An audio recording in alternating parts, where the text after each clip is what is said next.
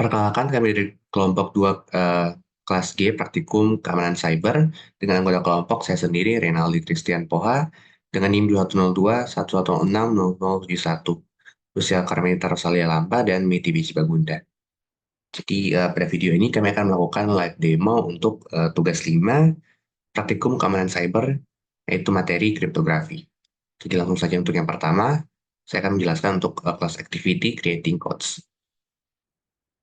Jadi ada objektif di sini. Kode rahasia telah digunakan selama ratusan tahun. Yunani kuno dan Spartan menggunakan citels atau rhymes dengan idly untuk melakukan encode pada pesan. Roman menggunakan sensor cipher untuk melakukan enkripsi pada pesan. Beberapa tahun lalu, Prancis menggunakan Vigenère cipher untuk melakukan encode pada pesan.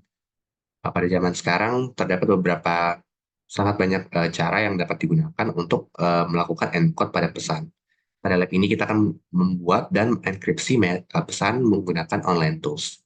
Selanjutnya background atau skenario, terdapat beberapa algoritma enkripsi yang bisa digunakan untuk melakukan enkripsi dan dekripsi pesan. Virtual Private Networks atau VPN ini biasanya digunakan untuk automatisasi pada proses dekripsi dan enkripsi. Selanjutnya dari required resources, jadi yang digunakan di sini yaitu PC dengan internet access. Langsung saja ke step 1, search for an online encoding and decoding tools. Ya, terdapat beberapa banyak tipe algoritma enkripsi yang berbeda yang digunakan pada jaringan modern. Salah satu yang paling aman digunakan yaitu adalah Advanced Encryption Standard atau AES, yaitu algoritma enkripsi simetris. Pada lab ini kita akan menggunakan algoritma itu atau AES. Kemudian untuk yang bagian A, pada web browser kita akan mencari encrypt, decrypt, AES online. Kemudian explore the different links yang di provide dan kita akan memilih untuk tools yang kita gunakan. Pada contoh ini kita akan menggunakan yaitu http://encryption.net. Kemudian kita akan lanjut ke step 2.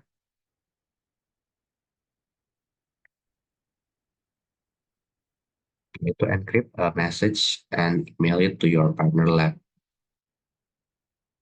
Untuk yang pertama kita akan masukkan plain text message yang akan kita enkripsi di sini sesuai dengan keinginan kita.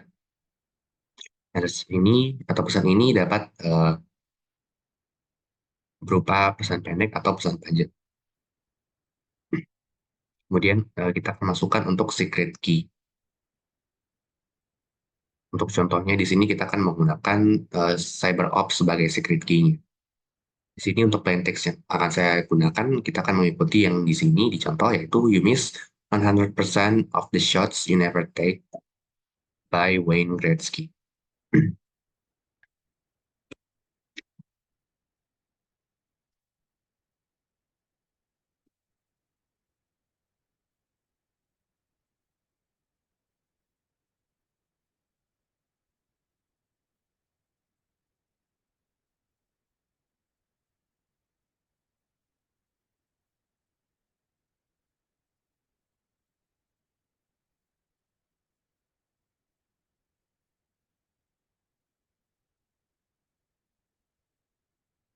Kemudian untuk secret key-nya di sini CyberOps.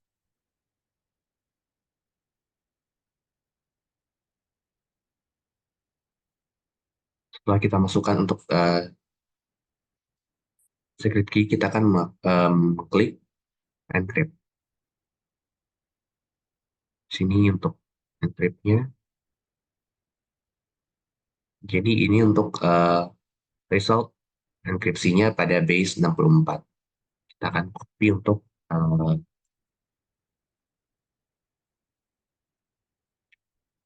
ciphertext-nya.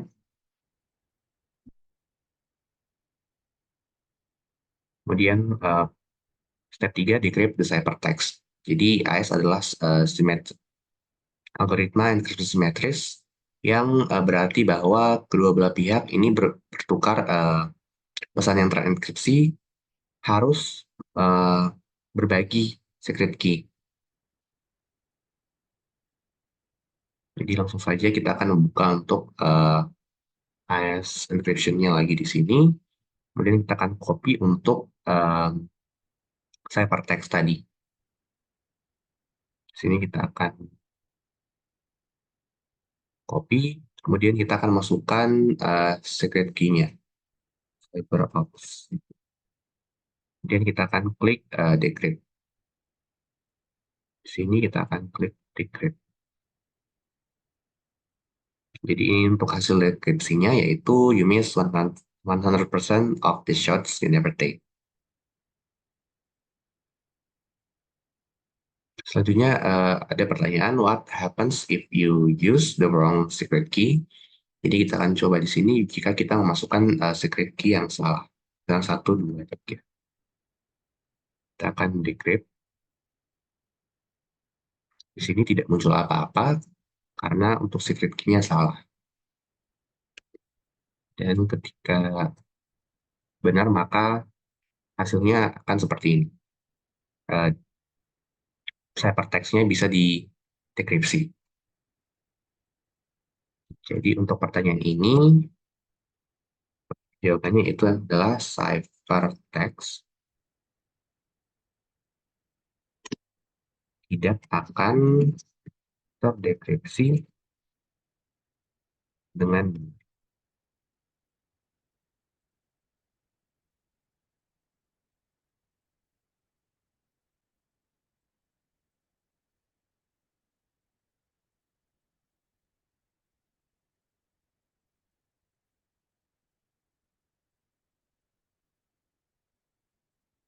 Selanjutnya yaitu lab encrypting and decrypting data using OpenSSL. Untuk objektifnya ada dua part di sini. Yang pertama, encrypting message with OpenSSL, dan kedua, decrypting message with OpenSSL. Jadi langsung saja ke part 1, encrypting message with OpenSSL. Untuk step 1, kita akan melakukan encrypting pada text file. Kita akan buka untuk CyberOps di sini. Kemudian kita akan buka terminal.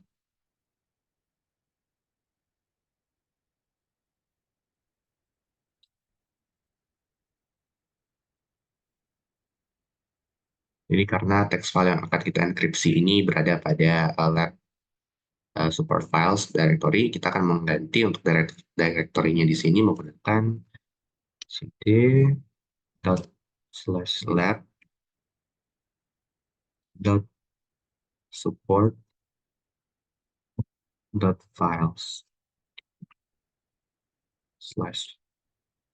Kemudian kita akan masukkan perintah get letter to grandma.txt.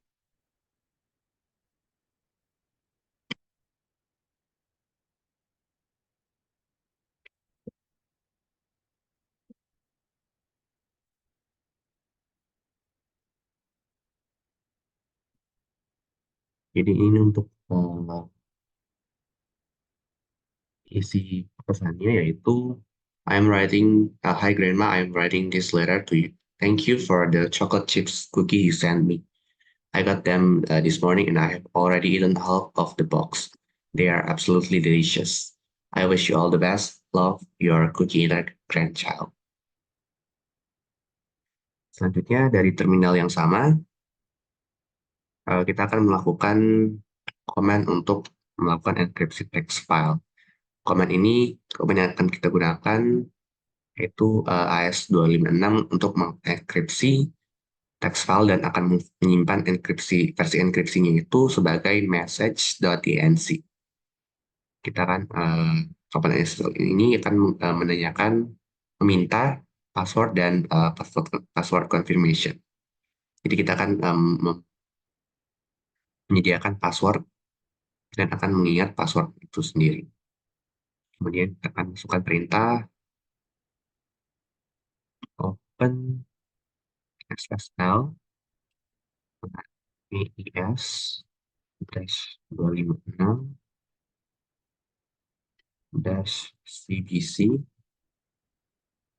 dash in letter underscore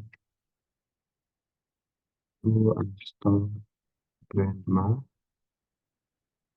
dot txt dash out message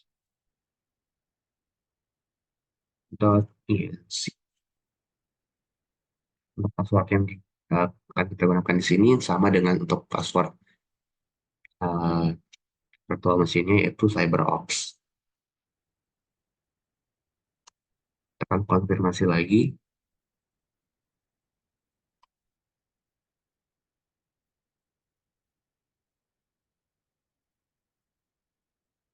Jadi untuk dokumen di password itu CyberOps yang kita gunakan di sini. Kemudian ketika prosesnya sudah selesai, maka kita akan menggunakan command cat lagi untuk melakukan display untuk menampilkan konten yang ada pada file message.enc.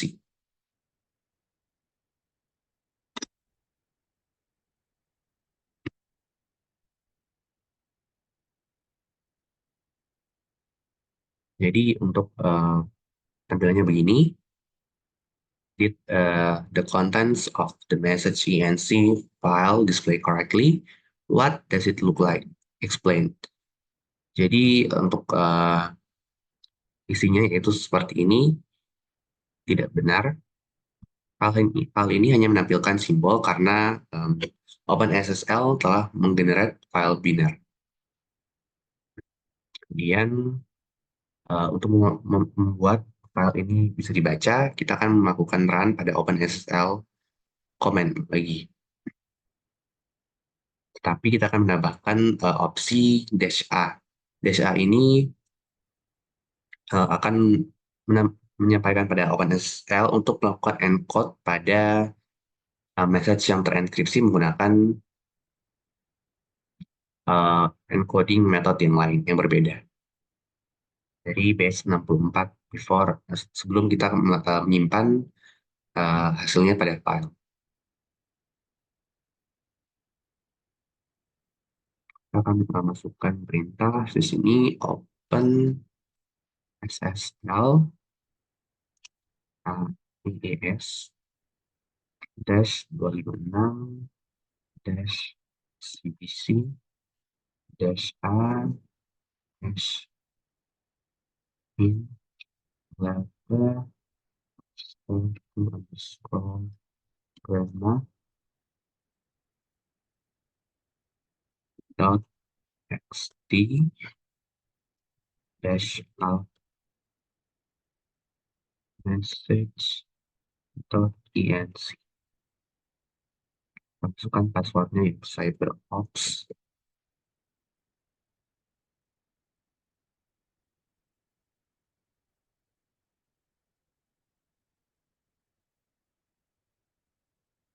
Kemudian sekali lagi kita akan menggunakan command cat untuk menampilkan konten dari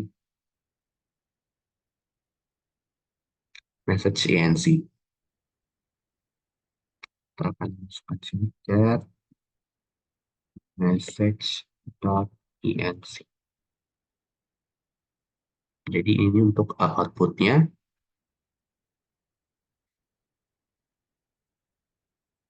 Selanjutnya ada pertanyaan di sini. Is message.enc displayed correctly now? Explain. Jadi untuk ditampilkannya secara benar itu ya. Message enc ini ditampilkan dengan benar karena telah dikonversi dari biner ke teks dan dikodekan dengan base 64. Selanjutnya, can you think of a benefit of having message.enc base 64 encoded? Jadi pesan yang terenkripsi dapat disalin dan ditempelkan ke dalam pesan, contohnya email. Jadi untuk kelebihannya itu dapat disalin atau ditempelkan pada pesan. Kemudian part 2 di sini decrypting message with OpenSSL. Jadi menggunakan komen yang mirip dengan OpenSSL, kita akan melakukan dekripsi pada message.enc. Jadi untuk yang pertama kita akan menggunakan komen berikut untuk melakukan dekripsi pesan.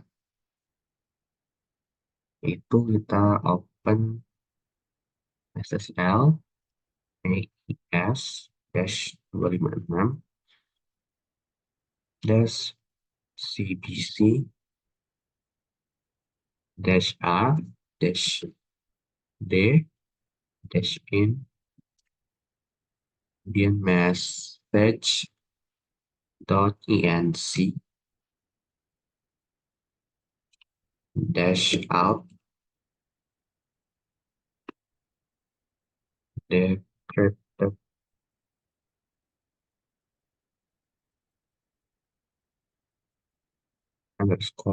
_letter.txt.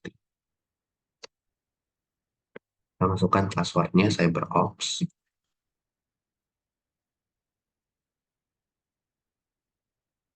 Kemudian kita akan ketika OpenSSL ini selesai melakukan dekripsi pada message.enc, file message.enc, maka akan menyimpan pesan yang telah didekripsi pada text file yang disebut dengan decrypted letter.txt. Kita akan menggunakan command cat ini untuk melihat konten atau isi dari decrypted letter.txt.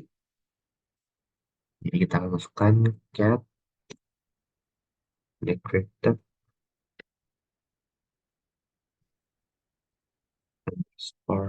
letter.txt.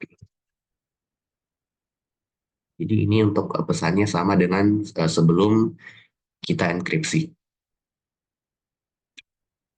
Selanjutnya pertanyaan, was the letter decrypted correctly? Jadi ya, pesan ini didekripsi dengan benar. Kemudian the command used to decrypt also contains -a option. Can you explain? Jadi karena message ENC ini dikodekan dengan base 64 setelah proses enkripsi berlangsung, message ENC ini harus dikode base 64 lagi sebelum OpenSSL ini dapat mendekripsinya. Jadi sekian untuk live demo dari saya. Selanjutnya untuk lab encrypting and decrypting data using hacker tool akan dijelaskan oleh teman saya. Terima kasih Bunda atas kesempatan yang diberikan. Perkenalkan, nama saya Lucia Karmanita Rosalia Lamba dengan NIM 2102111060114. Pada kesempatan kali ini saya akan mendemokan tugas praktikum keamanan cyber untuk lab encrypting and decrypting data using a hacker tool. Baiklah, sekarang kita sudah masuk ke dalam CyberOps Workstation-nya. Dan langkah pertama yang perlu dilakukan adalah saya akan membuka terminal window-nya. Oke, setelah membuka terminal window-nya, sekarang saya akan verifikasi kalau saya masih ada dalam home directory. Dan enter cd. Kemudian berikutnya saya akan create folder baru yang bernama zip files using mkdir spasi zip dash files, kemudian enter.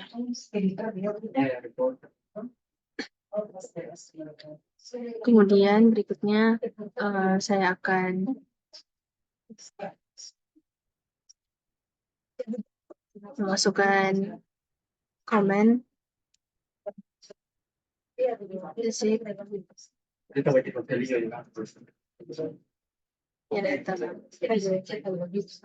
Oke. Selanjutnya saya akan masukkan beberapa perintah. Yang pertama, echo this is a sample text file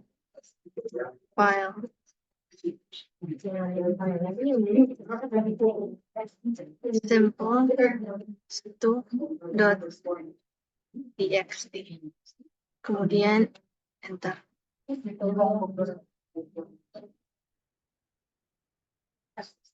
Oke,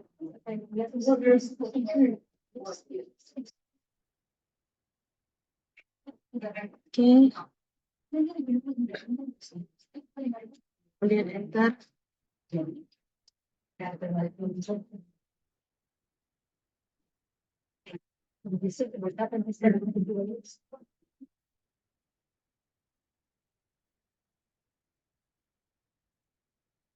Kemudian selanjutnya kita akan memverifikasi apakah filenya sudah dibuat atau belum. Kita menggunakan perintah ls.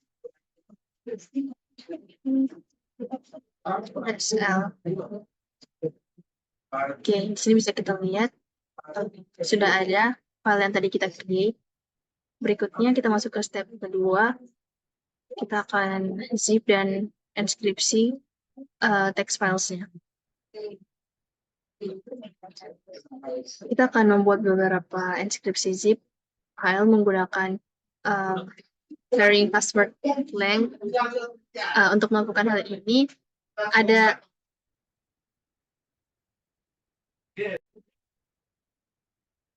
berikutnya kita akan create sebuah enskripsi zip file yang bernama file1.zip. Masukkan comment zip spasi dash s spasi file dash 1.zip spasi sampel. Masukkan bintang, kemudian kita enter. Oke, di sini ketika kita prompt untuk password, kita akan enter sebuah karakter password yang kita pilih. Misalnya dalam contoh ini, kita masukkan huruf B. Kemudian kita enter. Kemudian kita masukkan lagi huruf B. Oke. Ketika kita masukkan password yang kita pilih, seperti contoh tadi kita masukkan password dengan huruf B, maka ini hasil yang kita peroleh. Selanjutnya kita akan repeat procedure untuk membuat 4 file lagi.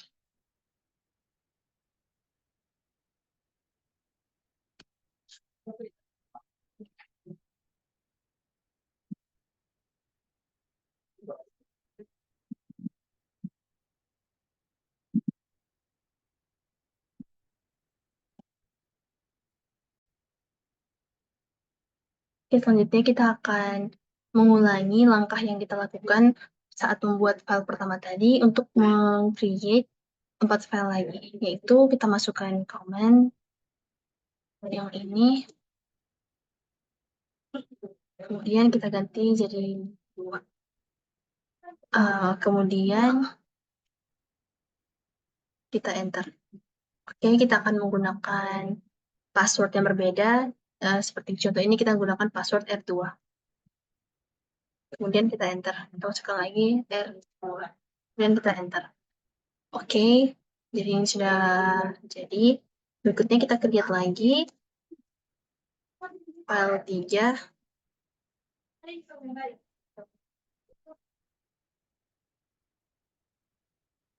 Ini kita ganti dengan 3.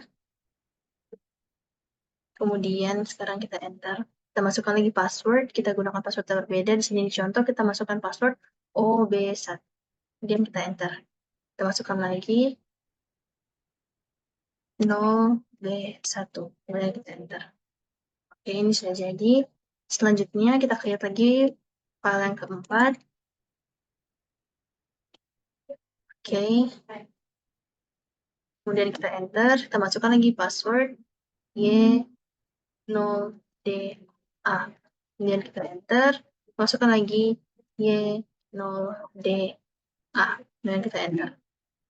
Oke, ini juga sudah jadi. Kemudian yang terakhir, yaitu kita create file yang kelima. Oke, kemudian kita enter, kita masukkan password C strap 3B0. Kemudian kita enter. C dash 3B0. Dan kita enter. Oke, ini pun sudah jadi. Kita lanjut ke langkah berikutnya. Kita akan memverifikasi bahwa semua file zip ini sudah dibuat, yaitu kita gunakan perintah ls spasi -l spasi f bintang. Kemudian kita enter. Oke, jadi sini bisa kita lihat file 1, 2, 3, 4, dan 5 sudah berhasil di-create. Kita lanjut ke langkah berikutnya. Kita akan attempt untuk membuka sebuah zip menggunakan incorrect password. Jadi kita coba masukkan perintah unzip file dash 1.zip. Kemudian kita enter. Kemudian kita coba pakai password yang berbeda. Misalnya, tadi kan password yang file pertama yaitu B, sekarang kita coba masukkan password yang salah. A misalnya. Kemudian kita enter. Kemudian kita masukkan lagi. Nah, ini passwordnya incorrect. Jadi dia minta re-enter terus. Kita coba lagi. Nah, udah jadi. Sekarang kita coba masukkan password yang benar. B.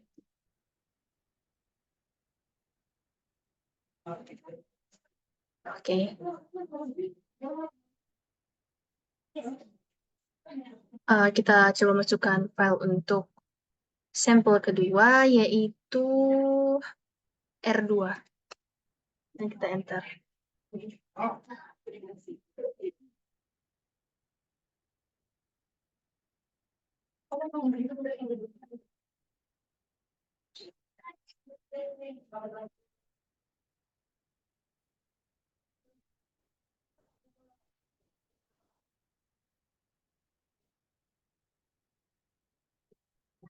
Oke.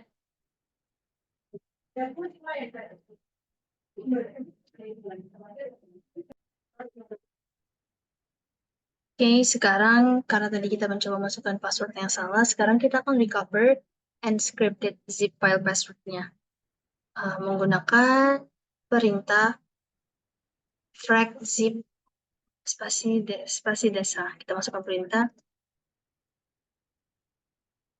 sini frac pfc.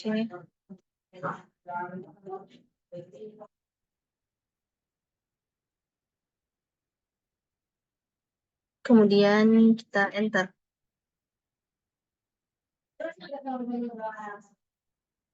Oke. Jadi di contoh ini kita akan menggunakan V, U, dan L command option. Di mana L option ini akan memberikan list mulai dari terakhir karena itu spesifikasi possible password length. Oke, sekarang kita akan recovering password using frac-zip. Kita masukkan lagi perintah C A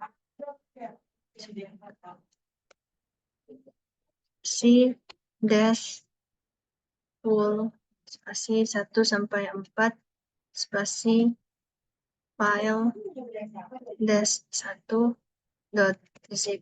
Kemudian kita enter. Oke, di sini bisa kita lihat password found. Jadi password kita sudah ditemukan.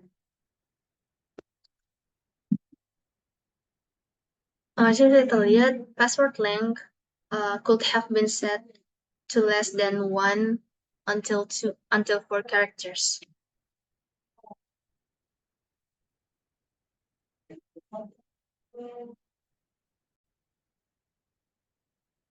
Baiklah, selanjutnya ada pertanyaan, how long does it take to discover the password?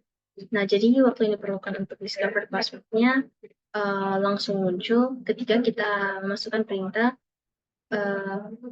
fcrackzip -full 124file1.zip. Jadi ketika kita masuk ke perintah ini, passwordnya langsung muncul. Oke, berikutnya kita akan attempt recover the password dari file 2zip. Kita akan menggunakan perintah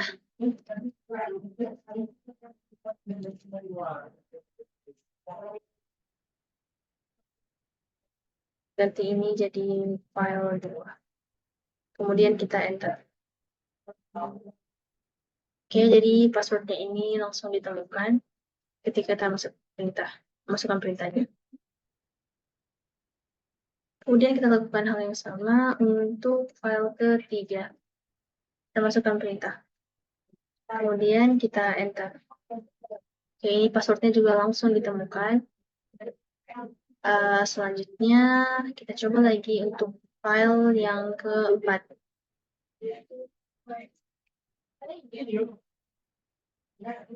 Kemudian kita enter.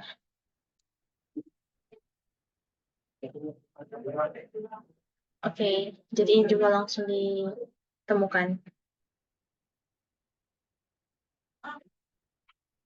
Kemudian kita coba lagi yang terakhir, yaitu file kelima. Kemudian kita enter.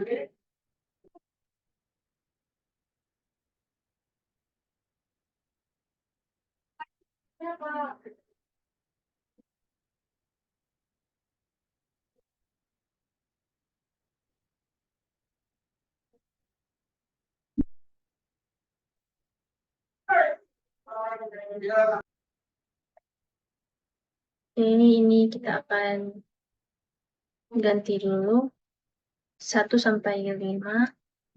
Kemudian kita ganti filenya ke 5. Kemudian kita enter untuk mengecek passwordnya. Oke, jadi kita menunggu lumayan lama untuk melihat password dari file kelima ini.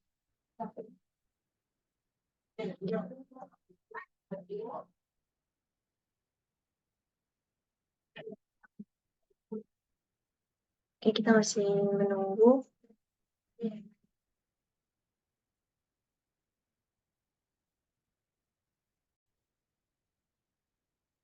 Oke, baiklah. Setelah kita menunggu sekitar 1 sampai 2 menit, akhirnya kita menemukan password dari file kelima. Jadi untuk file kelima ini kita memerlukan waktu cukup banyak untuk melihat passwordnya atau untuk menemukan passwordnya. Langkah berikutnya kita akan recover sebuah 6 karakter password menggunakan fcrackzip.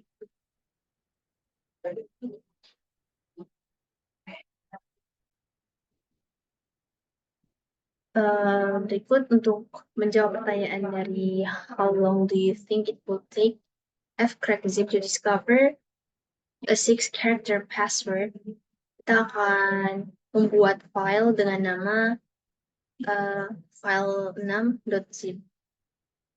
Oke, kita akan masukkan perintah zip spasi -t spasi file -6.zip spasi sampel bintang. Kemudian kita enter. Kita akan memasukkan password jar-jar.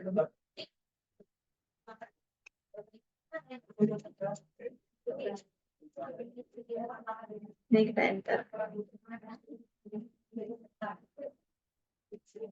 Masukkan passwordnya.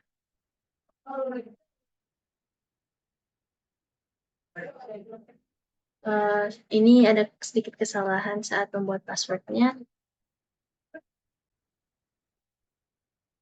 Oke, kemudian ini ketika sudah diperbaiki dengan password yang benar, maka kita berhasil membuat file dengan nama file 6.zip. Kemudian sekarang kita akan mengulangi prosedur recover password dari file zip6 menggunakan fcrack zip command. Yaitu kita coba masukkan fcrack zip spasi dash full spasi 1 sampai 6 spasi file dash 6 dot zip. Kemudian kita enter. Ini kita tunggu sampai checking passwordnya selesai. Dan ini membutuhkan waktu yang cukup lama.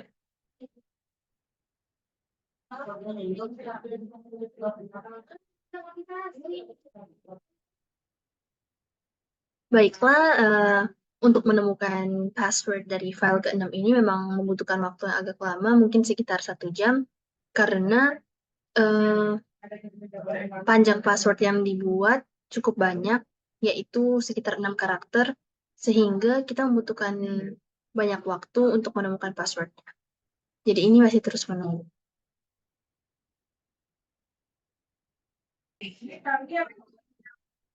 Baiklah, setelah kita menunggu sekitar 1 jam, akhirnya passwordnya sudah ditemukan, yaitu jar jar.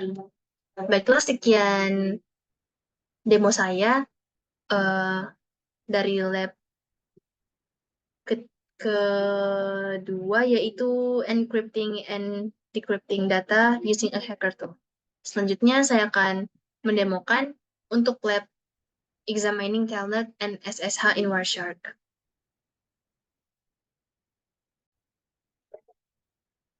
Baiklah, sekarang saya akan melanjutkan untuk mendemokan lab examining telnet and SSH in Wireshark. Langkah pertama yang dilakukan adalah masuk ke dalam CyberOps. Dan juga ketika sudah masuk ke dalam CyberOps, kita akan buka terminal window, kemudian kita akan masukkan perintah sudo Wireshark.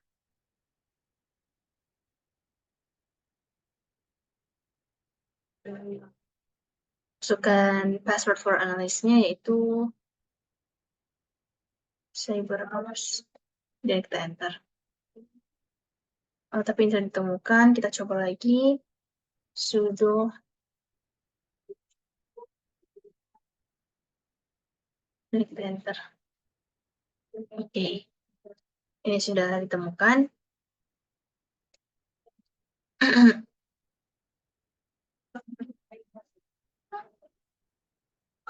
Kemudian kita akan membuka terminal window yang lain.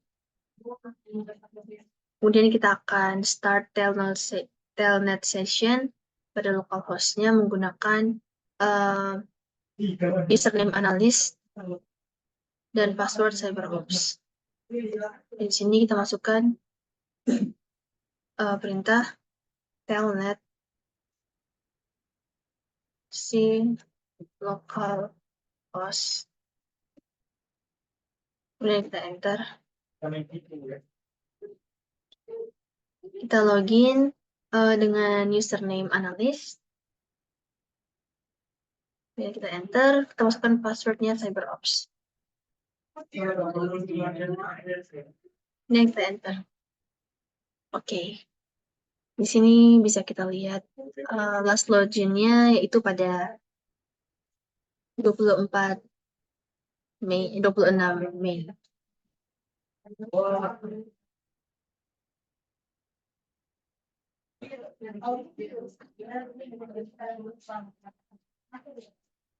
Kemudian kita akan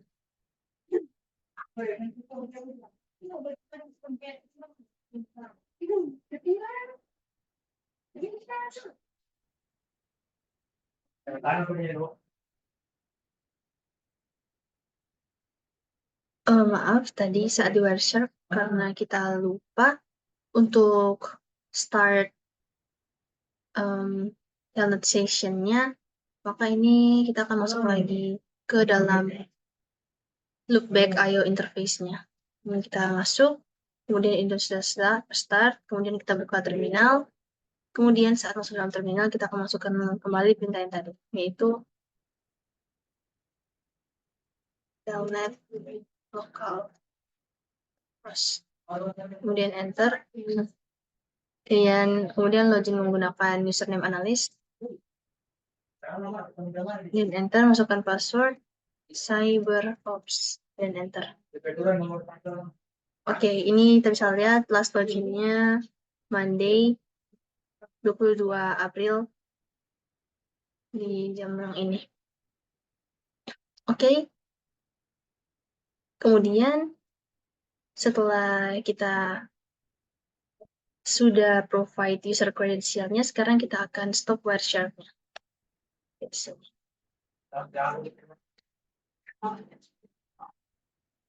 Kemudian langkah berikutnya kita akan examine the telnet session. Yang pertama adalah kita akan apply filter yang akan mendisplay telnet related traffic. Kita akan masukkan di sini telnet, dan kita apply. Oke, di sini sudah ada. Kemudian kita akan klik kanan pada telnet yang ada pada line yang ada di paket list ini. Kita pilih.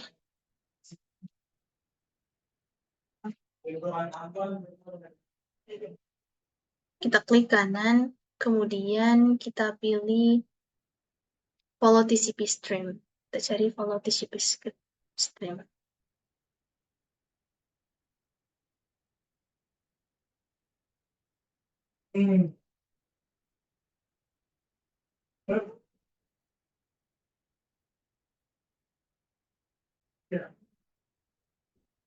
Oke, kemudian kita pilih follow TCP stream di sini. Kita klik.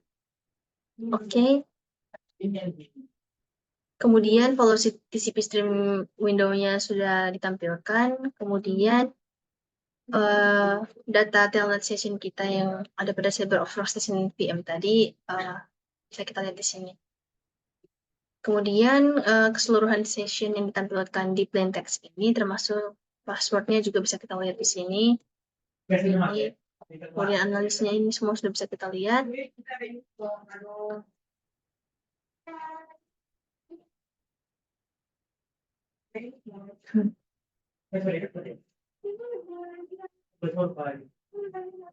Kemudian kita akan type exit pada terminal untuk menutup telnet session-nya. Di sini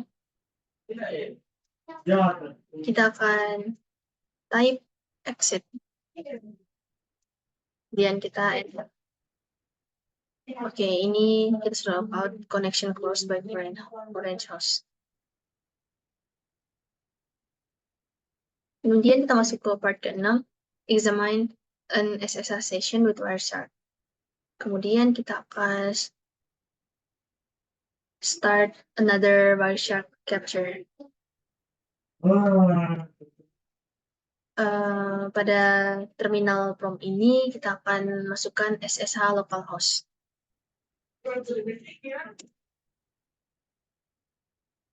Kita enter.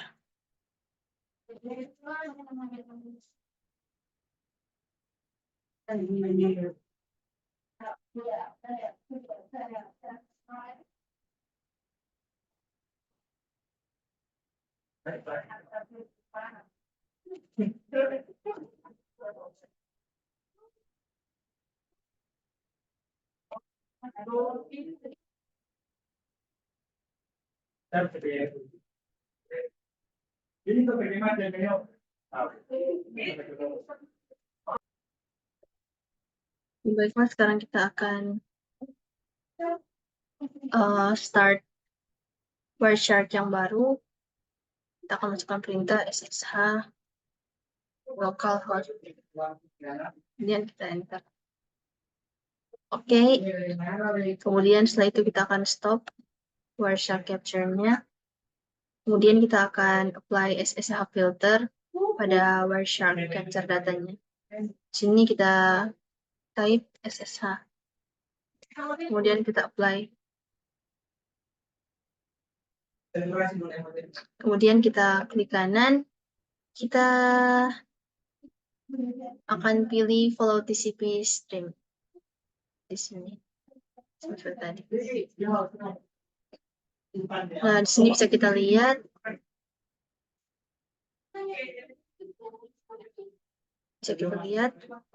apa yang ditampilkan. Kemudian setelah kita examining SSH session ini, kita akan pilih close, kita akan pilih close di sini. Kemudian sekarang kita bisa tutup Wireshark kita.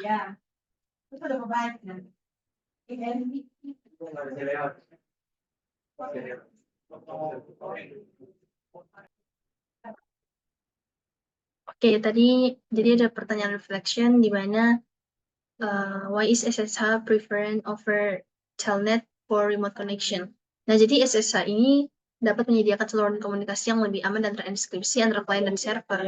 Nah, semua data tadi yang ditransmisikan melalui SSH dienkripsi, jadi tidak mudah untuk dibaca. Jadi tadi kita sudah lihat pada Wireshark tadi, tulisan yang ada di SSH itu sulit untuk dibaca. Kalau kita menggunakan Telnet, dia lebih mudah dibaca passwordnya, berbeda dengan SSH. Oke, jadi ini yang bisa kita lihat tadi. SSH menyediakan saluran komunikasi yang lebih aman dan terenkripsi. Yang ini. Kemudian SSH ini tidak mudah dibaca seperti yang kita lihat ini. Ketika kita menggunakan Telnet seperti yang ini, password dan juga username-nya lebih mudah untuk kita baca seperti ini, analis dan juga passwordnya CyberOps. Nah, tetapi kalau misalnya kita menggunakan Telnet, lebih susah dibaca. Ini akan sangat susah untuk dibaca. Baiklah, sekian demo saya terkait lab examining Telnet and SSH in Wireshark. Untuk lab selanjutnya akan dijelaskan oleh teman saya. Sekian dari saya, lebih dan kurangnya saya mohon maaf dan terima kasih.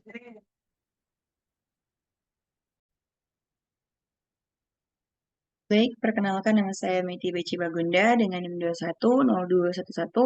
210211060136. Pada kesempatan kali ini saya akan menjelaskan lab 4 dan 5, yaitu lab hashing things out dan lab certificate authority stores. Nah, yang pertama, lab hashing things out terdapat 2 part, yaitu creating hashes with open SSL, dan yang kedua verifying hashes.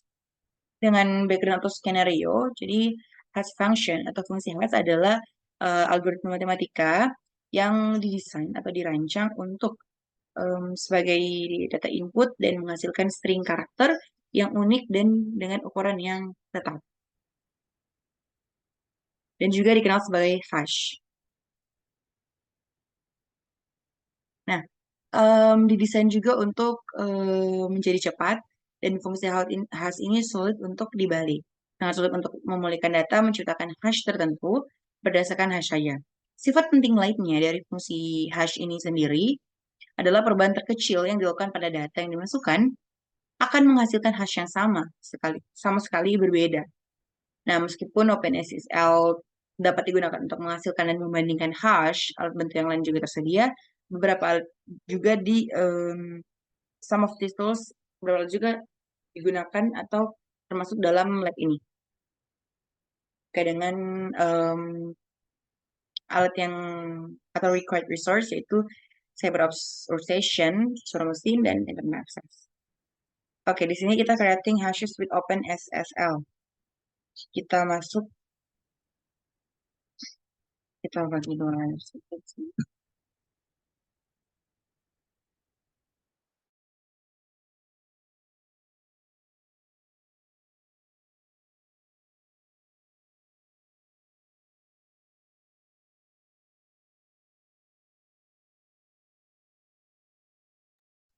Kita buka terminal.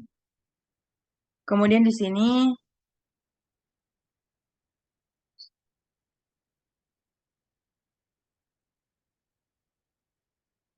window. kita akan masuk atau mengganti directory. Kita masuk dulu pada kita ketikkan perintah /home.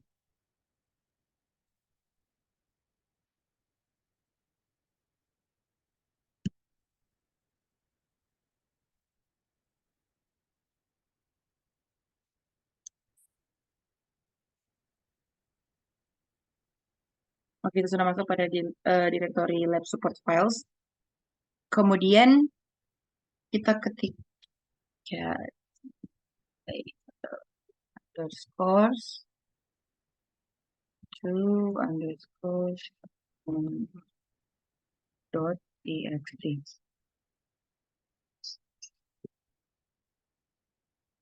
Hai Grandma Amazon. Ya, ini adalah atau output yang ditampilkan sesuai dengan model. Selanjutnya, still from the next one.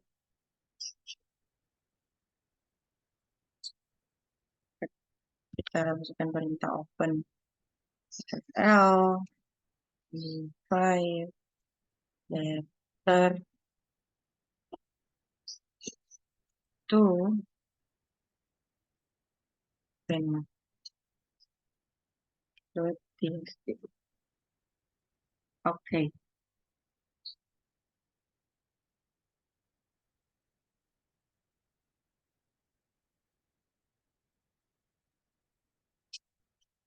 Using nano enter to grandma.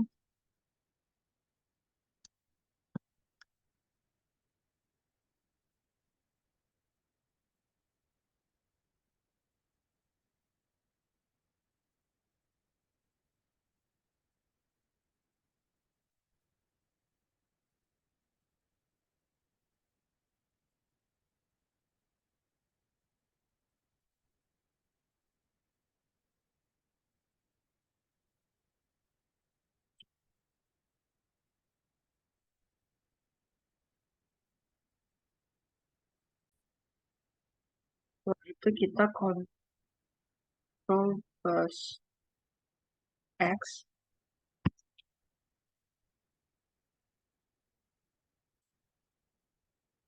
Kemudian kita press yes.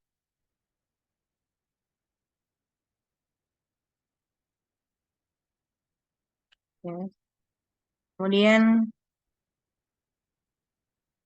confirm kita enter. Oke.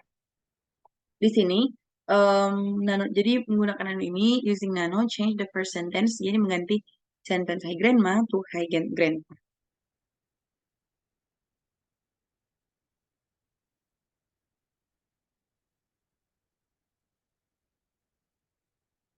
Oke.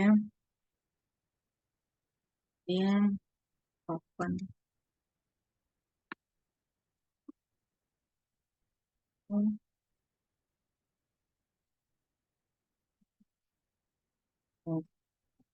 Tuh.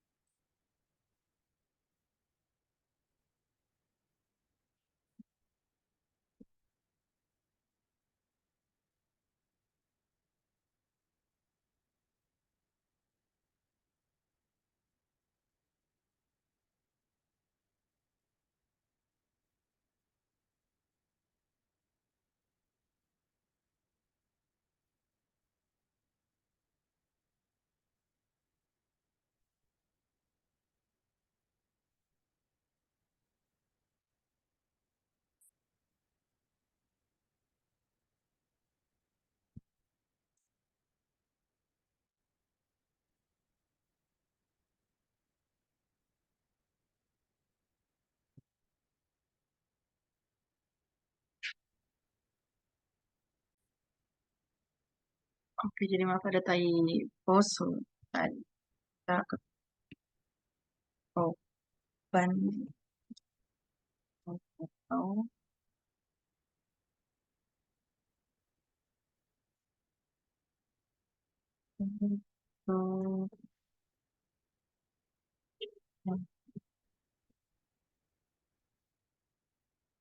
kemudian ada aja kita ketik lagi.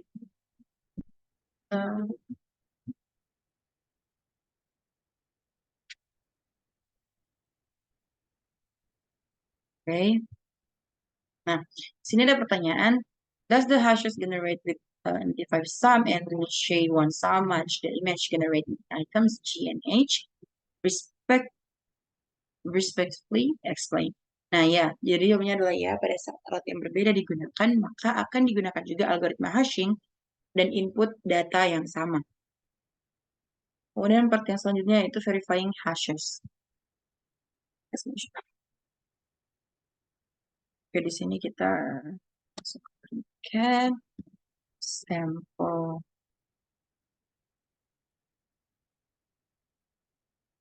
G S 256. Oke, kemudian type shell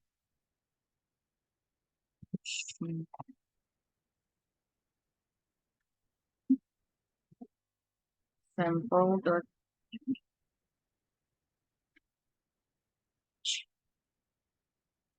Okay. Was the sample image correctly downloaded? Downloaded? Explain. Ya. Jadi jawabannya adalah ya, karena kedua hash sama, baik dihitung sebelum sebelum maupun sesudah pengunduhan itu, dan menunjukkan bahwa tidak ada kesalahan yang terjadi selama proses pengunduhan.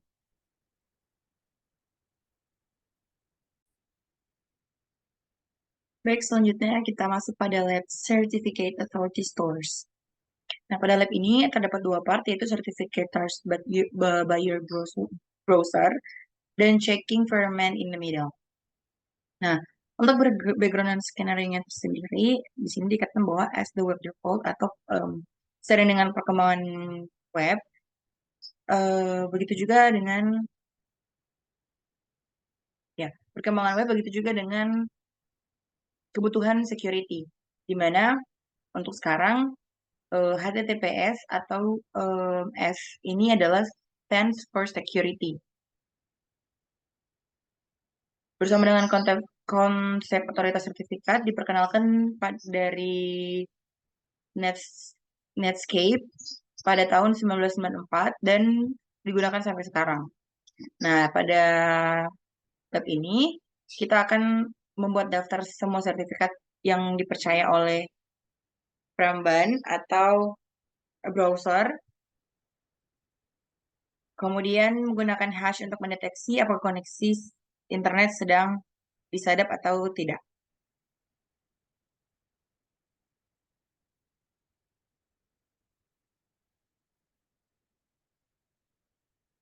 Nah, HTTPS ini mengandalkan entitas pihak ketiga untuk validasi, dikenal dengan otoritas sertifikasi atau CA, Certification Authority.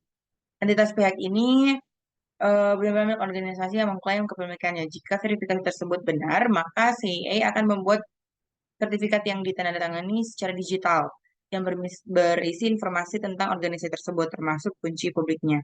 Dan keseluruhan sistem ini didasarkan pada fakta bahwa browser web browser, dan sistem operasi dikirimkan dengan daftar CA yang dipercayai.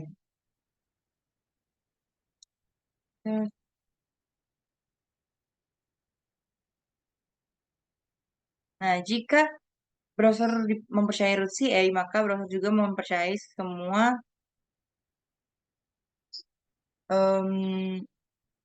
semua children CAS. Oke, untuk step pertama display the root certificate in Chrome.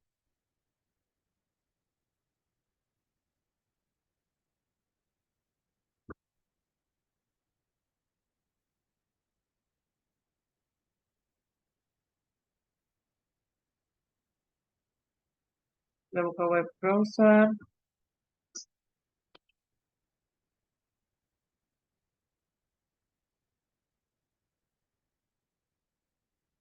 Kemudian kita ke pada BIOS 3 ini kita ke preferences, ke privacy and security, bahwa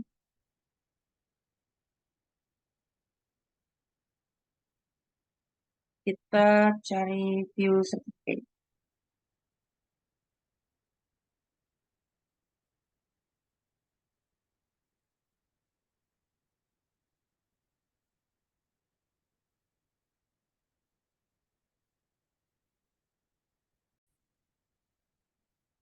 View certificate, dan di sini you have certificate on file that identify this certificate authorities. Jadi daftar-daftar certificates. Ya. Jadi in the Windows Open atau yang tertampil di sini menunjukkan certificate authorities yang dipercayai oleh Firefox. Di sini ada checking for a man in the middle, ada studi kasus atau um, skenario.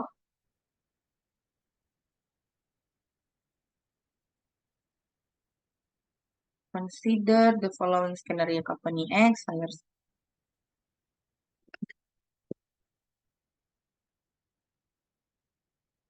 Nah, consider atau kita diarahkan untuk consider the following scenario, mempertimbangkan skenario. Sini adalah perusahaan X mempekerjakan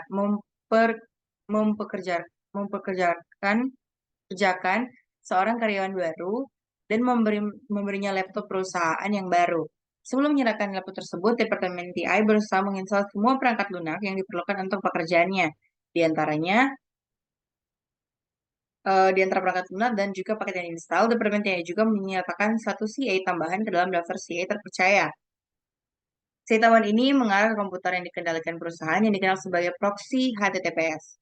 Karena perusahaan mengendalikan pola lalu lintas, proxy HTTPS dapat ditempatkan di tengah-tengah koneksi apapun. Di sini ada beberapa cara kerja, ada 7 poin.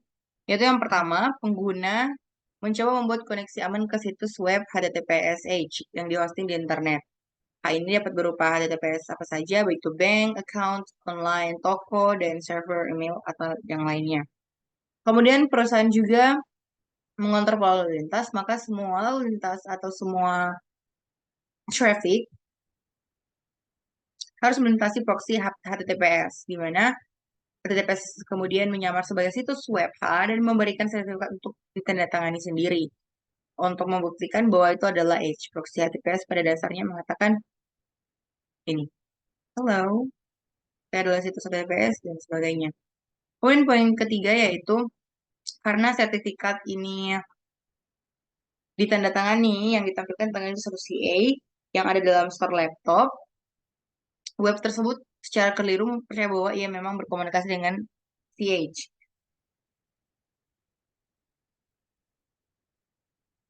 Kemudian yang keempat, laptop trust.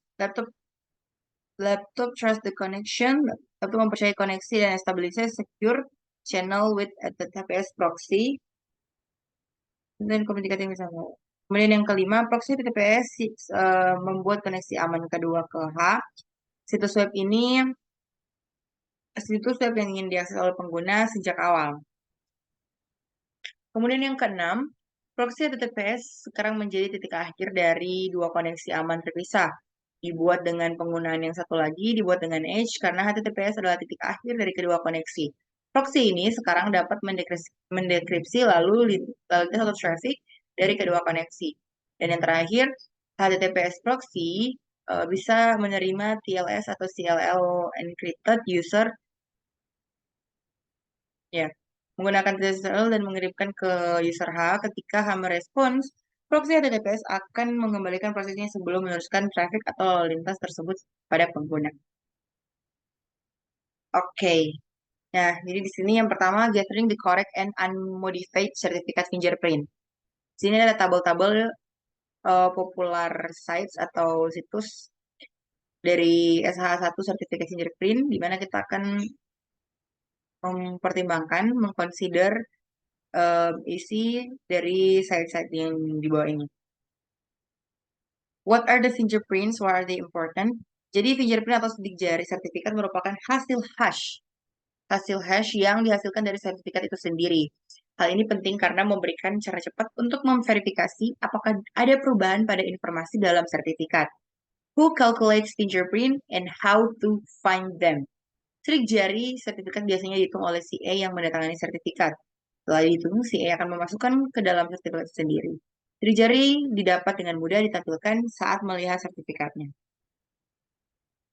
Selanjutnya ada getter, the certificate fingerprint in use by server of workstations, virtual machine.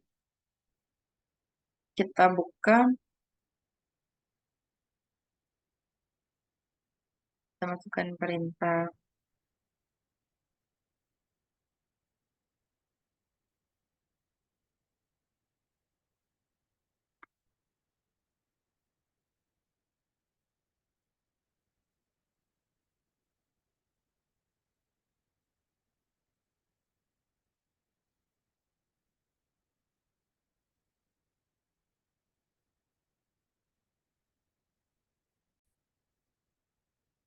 Baik, setelah mengetikkan perintah echo and OpenCSS client connect, kita ketikkan perintah optionally use cat command to list content range store in. Jadi kita cat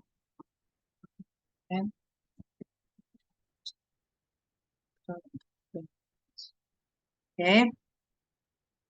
Selanjutnya open SQL X508 dan out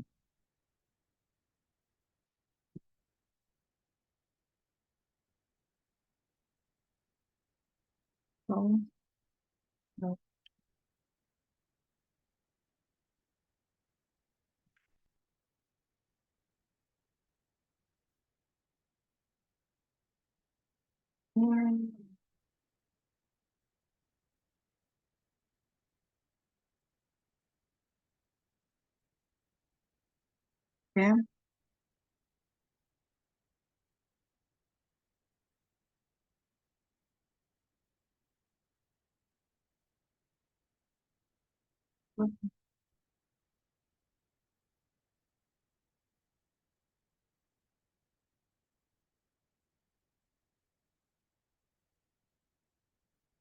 Ini ada pertanyaan, what hash was used OpenCSL to calculate the fingerprint? SL1 was the specific algorithm chosen doesn't matter.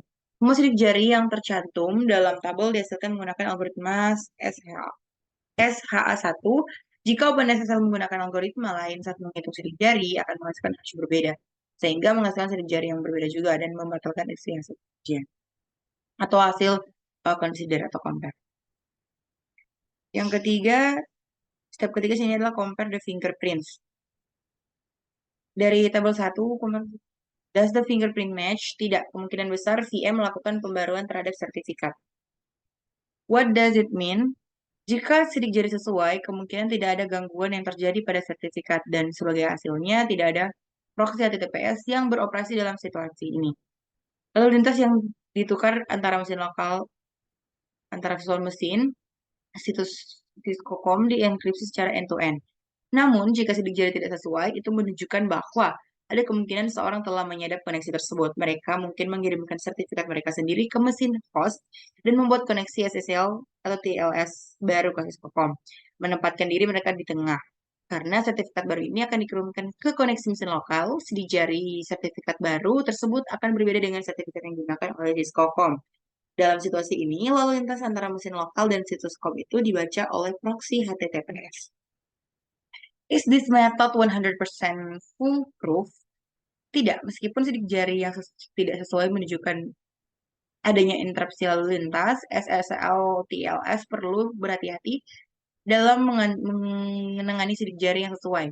Ada beberapa pengecualian yang perlu dipertimbangkan. Yang pertama adalah kemungkinan VM CyberOps Workstation tidak menginstal sertifikat root CA perusahaan.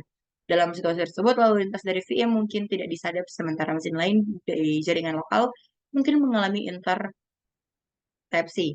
Kemudian yang kedua, perusahaan mungkin menerapkan aturan dinamis untuk mengatur sistem atau situs tertentu. Kemudian part yang selanjutnya change option. Dan sehingga ada reflection, what would be necessary for the HTTPS proxy to work? Mesin lokal harus sepenuhnya mengandalkan proxy HTTPS tanpa ragu. Perusahaan dan organisasi yang ingin memonitor lalu lintas HTTPS dapat mencapai kepercayaan ini dengan memasang sertifikat proxy HTTPS ke dalam penyimpanan sertifikasi akar mesin atau root dari mesin lokal. Dengan langkah ini, mesin lokal akan memberikan kepercayaan penuh terhadap proxy HTTPS sehingga memungkinkannya untuk mendekripsi lalu lintas tanpa menimbulkan peringatan apapun. Baik, sekian presentasi saya mengenai lab hashing out dan lab certificate authority stores. Disampaikan banyak terima kasih dan untuk lebih dan kurangnya, saya mohon maaf.